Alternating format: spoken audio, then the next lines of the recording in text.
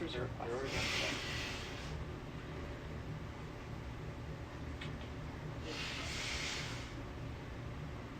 What time period exactly you said? In the Like world? late 80s through early 2000s, like Okay. all like that kind of era. If there's any like One would adjectives, like- think about .com V1, which was essentially 97 to Right. 2002. It was really dynamic. I lost my business in that. I was able to rebuild a studio, but having those adversarial challenges with real estate, commercial real estate in 1995 was 50 to 75 cents a square foot, and it quickly jumped to about $2.50 a square foot, and so one was immediately culturally ostracized from, according to which I was trying to do at the time, and that was incredible. People like, anyone, I lived here, and this is ridiculous. You can't. You're great, obviously, great provocateur and musician, producer, and he couldn't afford to live here and found it unsustainable. On Main Street, and everyone was very excited because I was like moving to San Francisco, and that lasted about 6 months. This is ridiculous. And from that moment forward, it was kind of, many in the musical recording circles were thinking, well, we got to fight. We got to make it work. And I was able to do that until about 2004, when ultimately I had to leave, and I don't believe I will ever have a lease on a commercial space in San Francisco. It's simply not feasible. The viability study has been done. It's just not done. Yeah, I think people were frequenting, restaurants and bars and art spaces and music spaces a lot at that window of time, but just at that time, we also, because of the, gentrification, the tech movement shifting the city so much, it felt like we were just getting all of our investment into that space on whatever level, mine less than others that had businesses that were, but all of our investment into this space was getting stolen by people that had a lot more money and didn't understand what had been created. Ultimately, they were there to what felt like exploit it or enjoy it maybe, but didn't really understand. There was a lot of I remember seeing one of the most frustrating interviews I saw on some local TV show about some super arrogant techie guy saying, well, if you can't afford, if you can't get a computer job and if you can't afford to have a computer job, or you can't figure out how to do that, then you shouldn't be living in the city then, or something like that. And it was like, but you want to live in the Mission and have your burrito. Like, how are you supposed to be able to have someone make your burrito, guy, that was so culturally inept and arrogant and Exactly. offensive, and it was but you want to go to the bar, you want to go get your cafe, Exactly. Another terrible artifact and adjacent artifact from that period was when all this money was being poured into the Mission in the late 90s, with all this tech money, this early tech money, this uber rich shit. All of a sudden there was this trade available, which was prostitution, where prostitution trade was being flown in Boston from Las Vegas and Oakland and further California, and with that became these conflicts between pimps, and there was a particular moment when the Mission was so flooded, in particular South NS and Cap Street, with prostitution trade and a bunch of idiotic rich morons, that they were caught in the crossfire of pimp wars. And this is 97, 98, and it was shocking because it was the time that people were coming into bars and flashing around credit cards. No bars took credit cards, and meanwhile there's pimps shooting each other, territorial, prostitution conditions, and people were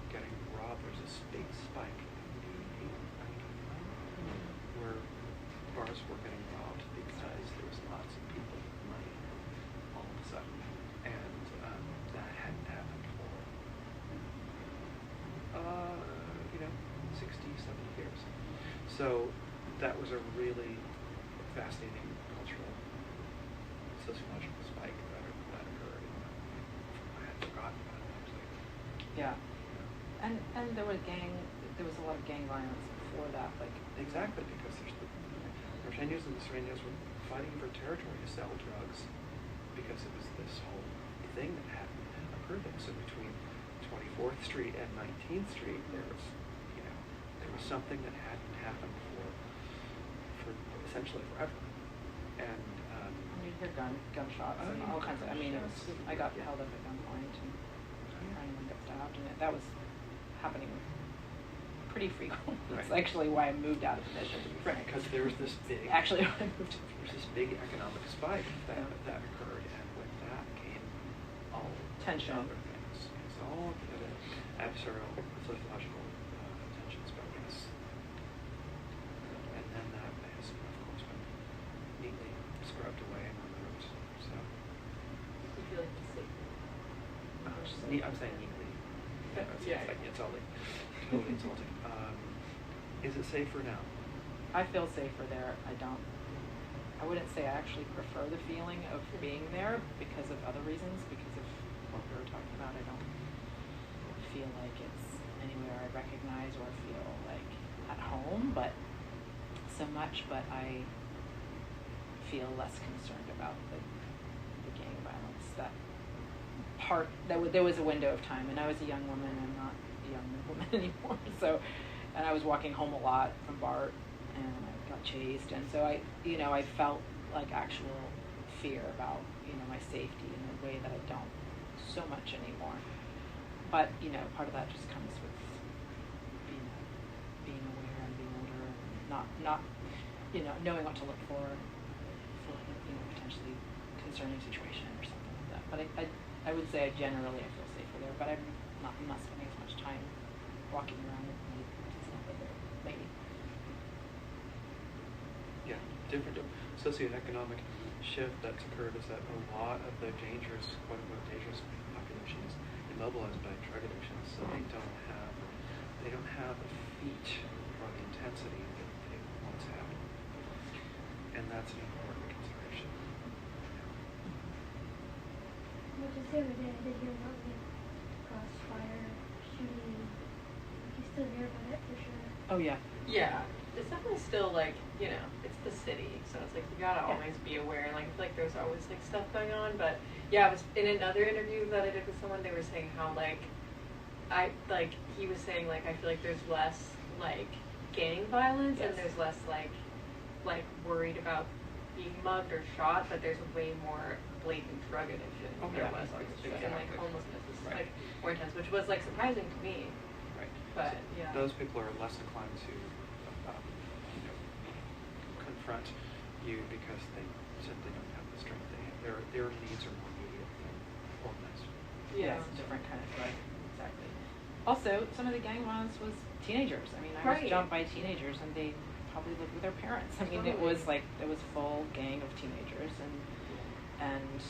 and it was cheaper to live in the Mission overall or anywhere, whether it's farther out to Bayshore or anywhere else. So, not necessarily just the Mission, but so there was less homelessness for sure. I mean, like the homelessness started occurring, separate, but also in conjunction with the different drug addiction that's happening in the city. But the homelessness is also obviously from the high rents. Yeah, if you look at an examination, a 20-year examination, there's literally a 300% increase in what we're paying in the last 20 years. So those that can live here and are fortunate enough to be active and thrive here, we're grateful for that. It's really, really, really important to be able to do that. But yeah, that's the ratio. That's what happened in 20 years, which is unthinkable if you look at the rest of the country. And I actually think that I don't know if this is going to be a legal question. I think that our age group, which is, and whatever, a little older, a little younger than us, or whatever, that were here in that time period. Most of us that are still here, that are still in the art world or whatever it might be, the way that's been able to happen is because some of us still have rent control. Some people were able to buy when it was cheap enough, and they had some like moment of like, having enough money from a certain in the 90s, musicians could make actually quite a bit of money in like the CDs and everything. It was like there was like windows of time when people were like doing really well financially at bars and so on. When people were able to buy in the Mission, but I don't think as many of them obviously shifted into like this tech community world, but those of us have been able to stick it out that are our age that still work in these kinds of fields or have like these kind of specific situations that basically all of our friends got bought out or kicked out and moved to other cities. I mean, it was just exactly. Massive. I mean, that time period was the first inkling of that, and then it got really bad after that. But I would say that was the beginning of like, what? You're moving to New York? It's cheaper. Yeah, You're exactly. moving to LA. Like LA sucks. We hate LA. Now we love it. But it's like, but it's just like this kind of this like exodus that started happening. You went to Seattle for different reasons, and you've been in New York, but like people started leaving because the rents just went bananas. It was the rents and the budgets for the arts. I remember the last record that I did that had an $80,000 budget, which was pretty good in 1994. Those budgets, by the end of the 90s and early 2000s, you were lucky to get $10,000 or $5,000 to make a record. And now, in 2026, you're lucky to get $3,000 for a year's worth of your work, etc. So another examination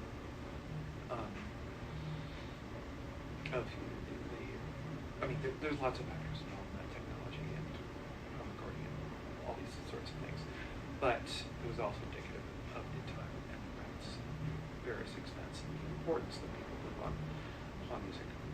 So. Also, in that time period, the music industry had it was doing well in some ways, and there was a focus on the Bay Area. So there was like Faith No More, there was like Green Day, there was like a bunch of bands coming out of the Bay Area in a few different, Fungo Mungo, like whatever. There was like all these kind of there was a focus on the Bay Area for a little while for music. Paul Frazier, Tarnation, like there was these, and major labels were still, interested, and there was a kind of like later happened in Brooklyn, but like there was a big kind of like resurgence of Bay Area It was attention a moment. for a moment. And I think you were working in, recording and producing a lot of bands and playing music when some of that was really just going off here for a minute, and then it shifted. So that was part of, I think, like having the budget, cheap rent, having the budget, and of course there was great music happening because people could afford to make great music. So it's like all works together really. But do you have any like favorite like memories, like music or art related memories from that period in the Mission, or like places that like were really special, or like that like stick out? So many. I think we've mentioned Commotion. Have we mentioned Commotion yet? Club Commotion was We super mentioned cool. 16th now, which I think is now. Which I don't know about you, so please explain that place, because I don't know. I never did that.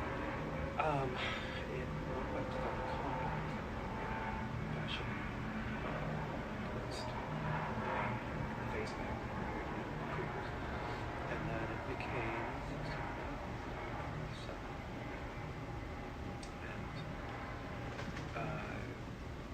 it was a very unusual location, right on 16th Street. Or Kilowatts, Yeah. And that was definitely a great intersection. The Def Club, Tool and I, a lot of of stores, a lot of chaos, but a lot of really vibrant, really dynamic shifts, basically, culturally. And for me, I mean, I remember I lived pretty close to Radio Valencia. I loved Radio Valencia when I found Radio Valencia. I was just like thrilled. What is this magical space? And it was like It really was. Yeah. Good one. sunny and like beautiful in there, and the music was fantastic. And I think that window of time, you know, there was a lot of those great musicians who, you know, some of them I got to play with still, like Michael McIntosh, who I didn't know And Ralph. back then.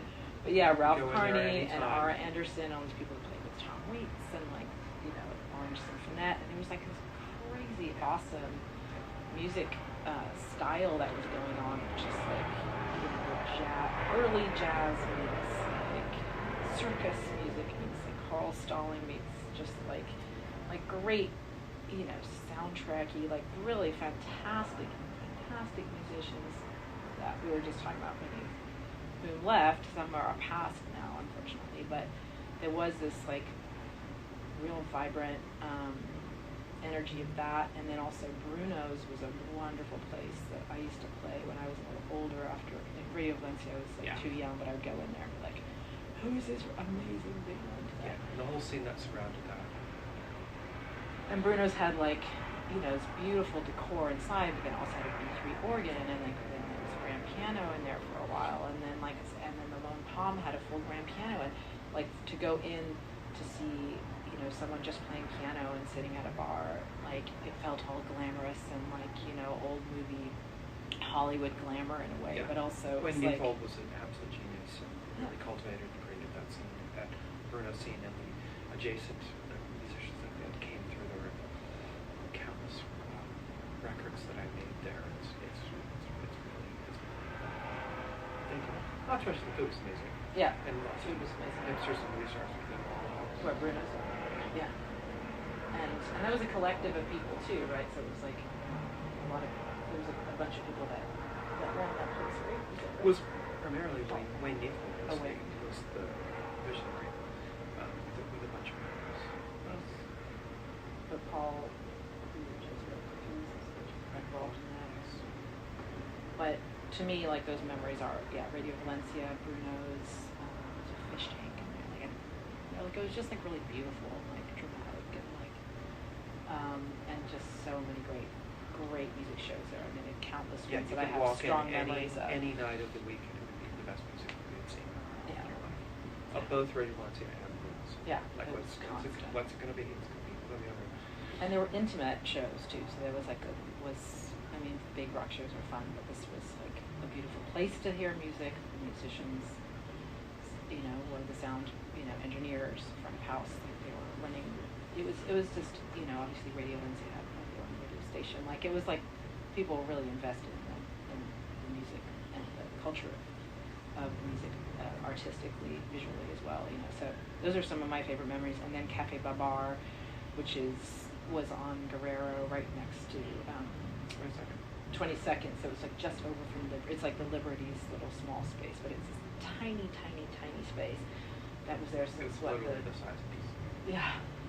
Oh my God, it was so cool, and it was there since the 50s at least. It was an old 50s bar, and the musicians would be like a trio of like the baddest ass jazz players we've ever heard, and they'd be in the window, so you'd have to sort of wait till they were done with a solo to like get in the front door, and then you would watch in a tiny space, and then there was a little poetry room in the back, and like a tiny bar, and it was like just felt like magic in there and totally special. And so those are some of the like moments that I was like, I love the city, I love the mission, And the best I restaurant love these places in the world called Flying Saucer was across the street, which was just Desmond worked there as a cook. it's crazy. It's crazy that tiny little scene can have this amazing sort of impact culturally. It's so funny that it's gone now, but that whole little circle is gone.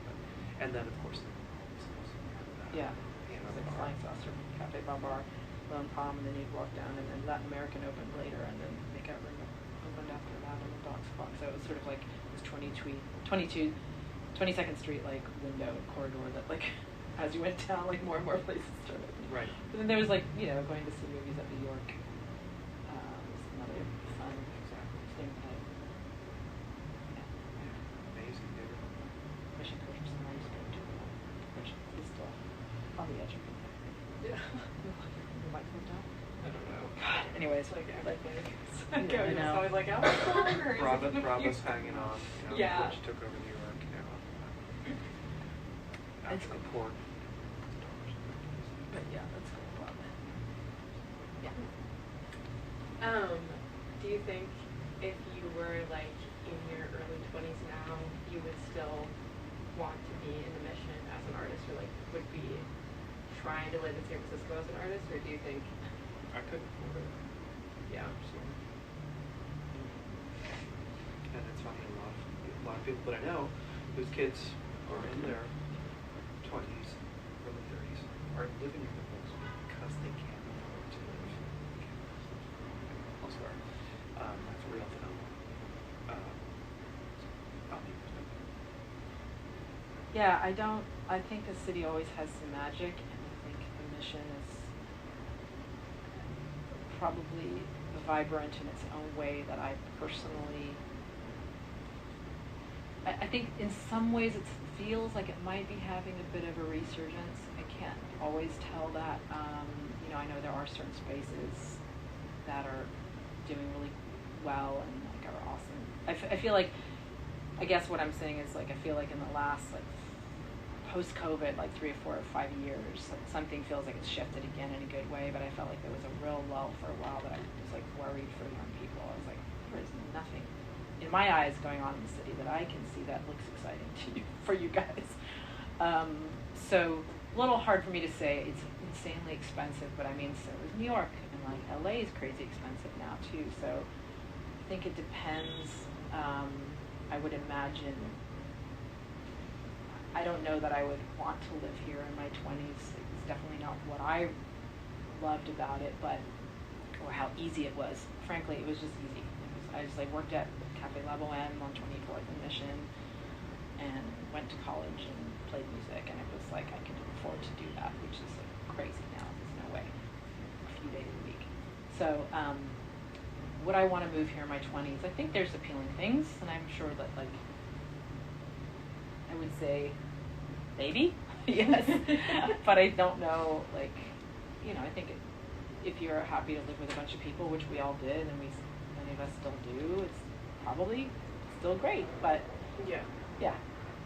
I don't Different. Different. Yeah, It feels totally. like the last few years have had a bit of a boost, like a few places I've gone to that, yeah, like the Cuckoo Market, it's just like Yes. slammed with young people. Specs Definitely. in North Beach was like, keeping the flame. yeah, there's For sure. some places that I'm like, whoa, the kids found out about this place, which is great, which is totally great, but it's like, wow, this used to be like the old man hang, Yeah. and then like, That's kind of what happens. Yeah. It's like And circle then, of life. but I'm happy that like, you know, it's like, wow, there's a beautiful space in here, and someone did something interesting, and I'm like, I'm really stoked that young people are getting to see that instead of just like, you know, like, man, shop more menu, crazy. And the plain white walls, and like Yeah. that's like what gets me is like the lack of art. any sort of innovation for interior Exactly. design. It's like why does everything have to look like an app? It's not even That's like you're minimalism, inside of exactly. an app It's- in a phone. It's like horrible. And you just like, I hate it. yeah, and you go Yeah. to other cities in the world. I mean, like, you know, Japan is like constant, like every little place is like completely decorated for like the personality of the place. You Yeah. know, the people that run it, and it's like, what happened to that? Yeah, the city is like, I call that phenomenon neutral tint base. I call it Yeah. Beijing. I was writing a song called "The Beijing of My City." And I refer to that as Beijing. Can we sample that? Yeah. Don't steal my idea. It's only half done. Beijing. But it's like, yeah. gray and beige. It's Beijing. But Yeah. But now I call it neutral tint base. Like yes, this must look like a Yeah. 3D representation of your imagined. Yeah. Don't get me started on like the paint colors. Oh, get her started. Please. Karina, let's talk But- about your This favorite. year's But in color order- is white. All yeah, Some the shade black, of white. gray, bad blue with the dark gray. It just So bad turquoise You hate the and gray. monochromatic grazing. That's I you hate it. like it. I think it's. I prefer I appreciate it. You prefer grew the up in England, so- pastel, you know, and gold and brightly colored Victorians with, you know, using all the details to at least 3 colors. Yeah. And to me, like, that was the mission, because as a person who grew up in England, let's just say, and has lived in other places where it's all concrete, like London and England is brick and concrete, everything is gray, and then the sky is gray. So when you come to San Francisco and you've got this incredible sunlight and this incredible blue sky, and then it reflects off these beautiful buildings that are colorful, it's like totally magic, and you don't see that everywhere. It's that colorful thing about the murals and everything that I was saying about those early days. Part of it is just the building colors. Like, it just felt really, really exciting visually and beautiful, and like that is very, very unique, you know, and like for so many great cities around the rest of the world that don't allow that. I'm just trying to give you some space. allow some space here. Cool. Well, I think we kind of hit most of my questions.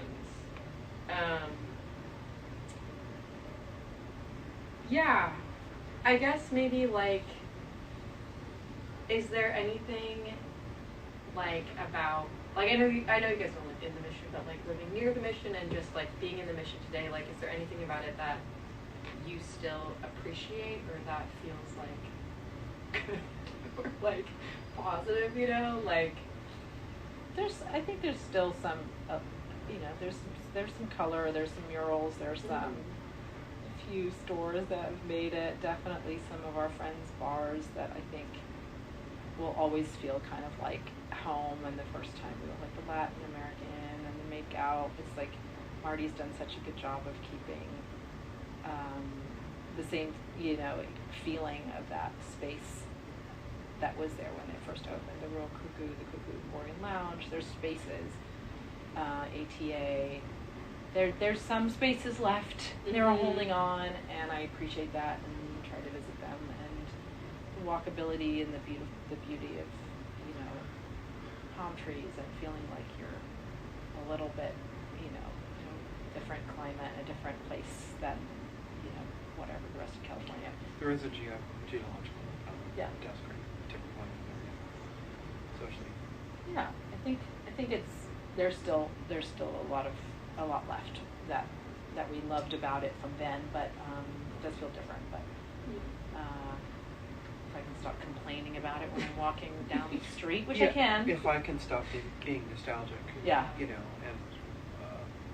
and again, something that I'm really making an effort to do is keeping that thing going culturally with those with whom I collaborate and work.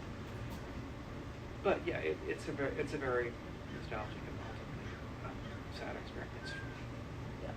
Like oddball films and like there's spaces when you find a few leftover spaces and you enter into them, it's definitely like oh yeah, this that used to kind of be everywhere. Oddball films is definitely that. Yeah. Like there's moments when you get like you've grieved a fair amount of beautiful things being gone. But I think, you know, I think some of it's still holding on, and yeah. I hope some things will come back to it. Yeah, and exactly. And like that younger people will be able to create, like pull away from some of that.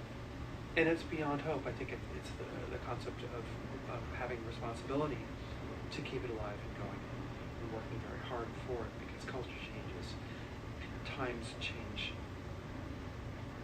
Everything is shifting, and we have a responsibility to keep it beautiful and to keep it vibrant, and to keep it contextual, you know, socially. So that's, for me, that's kind of a daily kind of struggle or affirmation, is continuing to innovate if possible,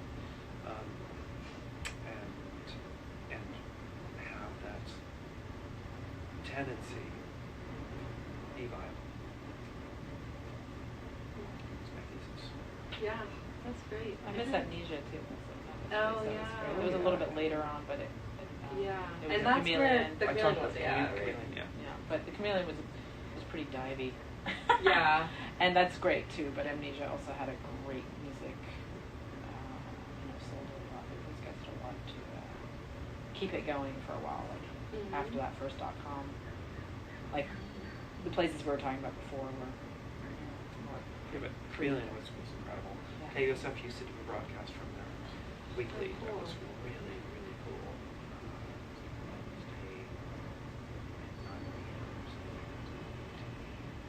But that was kind of like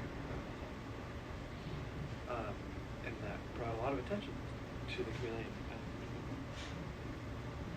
And that was like one of like the main like Oh no, venues, right? pardon me. Before the Chameleon was called Graffiti. Oh, This cool. is the 80s. This is the early 80s. It's called Graffiti. Graffiti did the one. Okay. Cool. History. Cool. It is. Yeah. Well, thanks for sharing all these stories. I don't know if there's anything else you want to add. Just that he was not part of I was trying to think of survival research laboratories, and my brain was going into the early days of them shifting, because some of those people went in to do that, and I was Right, thinking Michael of Fury, how- etc. Yeah. Not I did know Michael Fury, the first person to Not die. associate That with. very great. Oh, ER. really? Yeah, he was a great analyst. He was a regular at Uptown. He was a part-time. And Club Commotion, I don't know if you know about what Club Commotion was. So it's on 16th Street, and it was these the guys Looters. from the Looters, which was a band, San Francisco band, and it was like an underground club kind of space. And then it became a studio. Yeah, It's like it was a a little- hybrid studio. Hangout. Yeah. Whatever. It What was was my the first first- gig you ever played there? with Dance Hall Crashers. My first gig ever was the farm. Wow, that's cool. Be cool to do a map of the old spots that are gone. Yeah.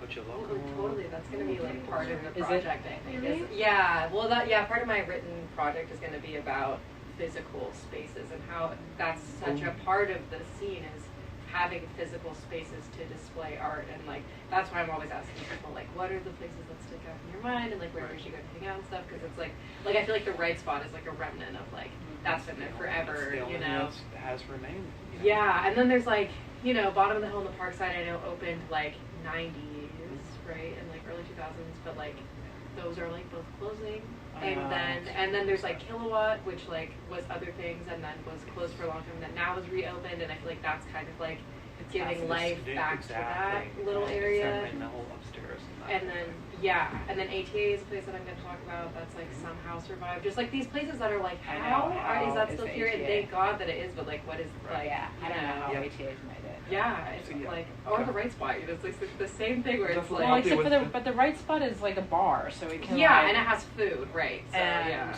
I think he owns the building. yeah, But Does but it it, say I'm pretty sure. Yeah. so, I mean, yeah. it was a total nightmare yeah, for years, but I mean, That's how.